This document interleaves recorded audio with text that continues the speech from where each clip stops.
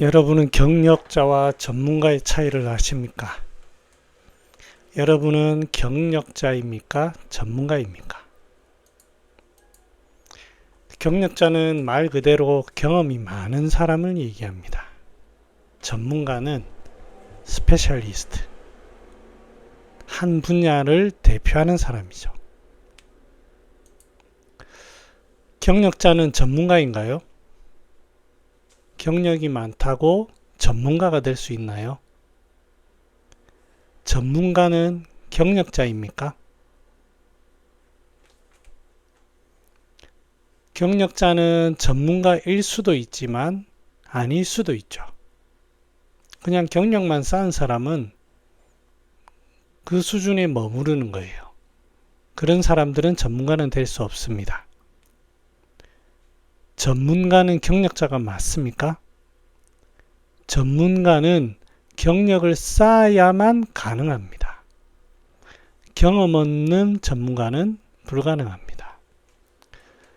그래서 경력자는 경험이 많은 사람인데 그 일에 능숙하다, 익숙하다라고 표현할 수 있겠죠. 그래서 습관화가 되어 있다라고 얘기할 수 있습니다.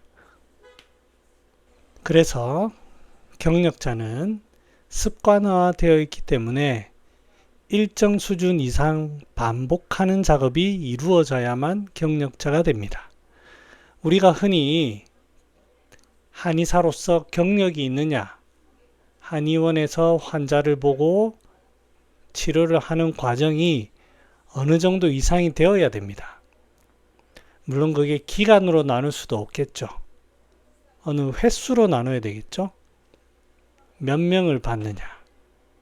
이런 것 어느 이상이 되면 습관화가 되고 익숙해지고 경험이 풍부해진다라고 얘기할 수 있습니다. 자, 한번 이 도표를 한번 볼까요? 우리가 어떤 일을 반복할 때 기술력은 증가됩니다. 그런데 반복 횟수가 일정 이상 증가되는 요 단계, 그러면 기술은 요 정도겠죠. 이 단계. 그 다음에 여기에서 한 단계 더 뛰는 단계, 더 뛰는 단계. 이것은 기술이 증가하는 것은 반복 횟수에 달려 있습니다. 많이 해본 놈이 장땡입니다. 몇 번 안 해보고 기술이 좋아진다? 절대 없습니다. 그래서 이 단계를 경력자라고 우리가 할 수 있습니다. 어느 정도, 예를 들어서 임상 경험이 3년이면 3년, 5년이면 5년 이렇습니다. 우리가 흔히 한의원에서 30년을 근무했다. 3대가 내려왔다. 우리가 왜 인정해 줍니까? 그만큼 임상 케이스가 많이 쌓여있기 때문입니다. 인정할 수밖에 없죠. 특히 대대손손 내려오면 그 안에서 비법들이 갈고 내려오면서 기술이 좋아질 수밖에 없습니다. 그래서 우리는 그들을 존경하게 됩니다. 기술력을 뛰어넘는 이 단계가 바로 전문가입니다. 그래서 우리는 전문가에게는 안심하고 맡깁니다. 그분은 이 문제에 빠삭하거든요. 왜 그 사람은 전문가가 되었습니까? 경력자가 할 수 없는 단계에 더 많은 케이스가 쌓이기 때문에 전문가라고 합니다. 어느 특정 분야라고도 할 수 있겠죠. 하지만 그 분야에도 반복하는 횟수가 쌓여야 됩니다. 이 단계를 뛰어넘는 사람을 우리는 한 분야의 대가라고 합니다. 대가는 그냥 붙여지지 않습니다. 그 반복 횟수가 더 많이 되면서 그 어떤 경우에도 능수능란하게 해결해내는 그 단계를 우리는 대가라고 합니다. 여러분은 어디를 목표로 하고 있습니까? 통계에 따르면 대가가 되기 위해서는 그 분야에 10,000명당 1명이 나온다고 합니다. 시간의 누적이 아닙니다. 횟수의 반복입니다. 케이스의 반복입니다. 그러면 많이 보기 위해서는 유명해지기도 해야 되고요. 또 케이스가 비록 적더라도 그 의미를 함축되어 있는 의미를 완벽하게 이해한다면 이 반복 횟수를 기하급수적으로 줄일 수가 있겠죠. 시간만 보탠다고 되는 것이 아닙니다.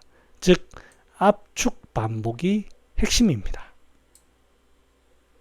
한 케이스가 있더라도 그 케이스에서 단물 쪽쪽 뽑아내야 됩니다. 그래서 그거와 유사한 케이스가 있을 때 응용할 수 있도록 그 전에 다양한 그 한 케이스로 인해서 내포되는 다양한 케이스를 공부해야만 대가로 진입할 수 있습니다. 그것이 바로 압축 반복입니다. 제가 추구하는 바가 바로 여기에 있습니다. 경험가, 실험가. 경험가는 어떤 일을 우리가 경험을 할 때 모르는 것을 경험합니다. 그래서 미지의 사실을 경험하게 되는데 이 경험을 통해서 얻는 알미라는 것은 얼마나 기쁘겠어요. 그리고 그 느낌이 벅차오르는 그 감동, 그 경험을 통해서 느끼는 그 감동은 느낌과 감정에 압도당합니다. 아, 내가 드디어 깨달았다. 내가 드디어 이 사실에 대해서 알았다. 이 사실에 완전히 동화되고 몰입됩니다. 하지만 세상 살아보면 알 겁니다. 같은 케이스가 반복되는 경우는 한 번도 없습니다. 이럴 때 경험으로 얻는 지식은 매우 소중하지만 그것이 전부가 아니라는 거예요. 그럼 우리는 어떻게 해야 되는가? 객관화해야 됩니다. 일반적인 경험가들은 객관화가 되지 못하기 때문에, 즉 제대로 관찰하지 못하기 때문에 분석하거나 질문을 못합니다. 분석과 질문. 어떤 케이스가 있을 때 이 사실을 알고 넘어가는 게 아니고 질문해야 됩니다. 그러면 이 케이스와 유사한 이런 케이스는 어떻게 해야 되는가? 어지럼증이 왔는데 반화로 상당히 좋았던 케이스가 있다. 그러면 반화를 쓰는데 다른 어떤 조합은 무엇이 있을까? 백출이 좋을까? 복룡이 좋을까? 택사가 좋을까? 아니면은 반화로 대면이 소통이 되나? 이러한 질문이 있어야만 합니다. 왜 그럴까? 더 나은 것은 없는가? 이것과 저것의 차이는 무엇인가? 이 질문을 저는 뭐라고 하냐면 사유라고 표현합니다.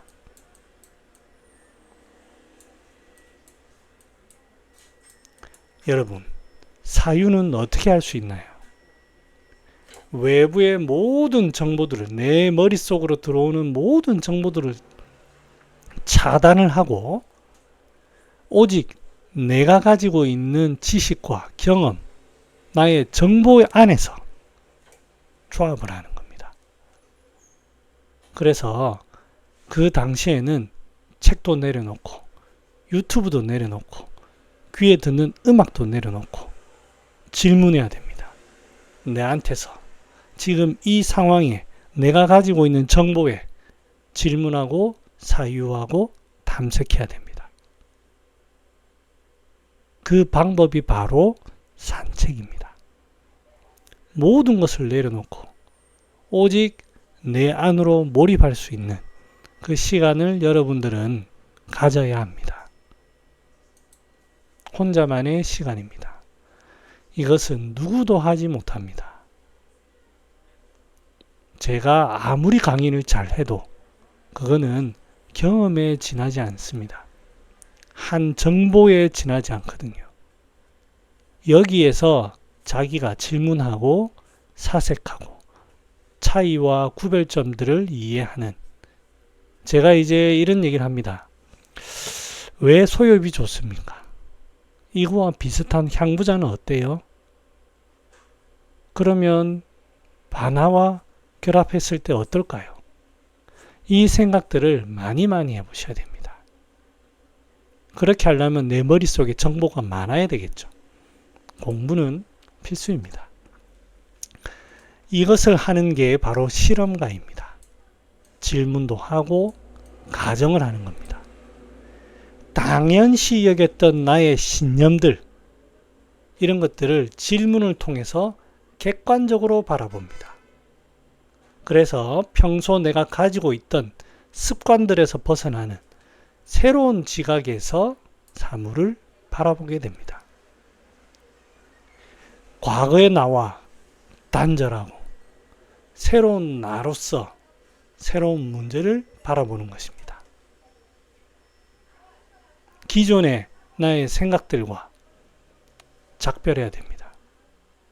그래서 정말 정신이 자유로운 사람들은 과거에 이랬던 사람들, 현재는 이렇던 사람들, 생각이 자유로운 사람들, 그럼으로써 나의 이 지식이 무한대로 확장됩니다. 습관에서 벗어나는, 늘 새로울 수 있는 Now and Here. 전문가의 조건입니다. 대가가 되기 위해서는 늘 새로운 시각을 통해서 다양하고 정교한 지식과 경험, 기술을 습득해야 됩니다. 또한 그런 사람과 같이 해야 되겠죠. 혼자서는 힘듭니다. 여러분들은 제가 유튜브에서 여러분들의 친구가 되어서 옆에서 잔소리 조잘 해드릴 겁니다. 네. 여러분들이 전문가가 되는 그러한 날까지 제가 응원하고 또한 제가 할 수 있는 부분 도와드리겠습니다. 감사합니다.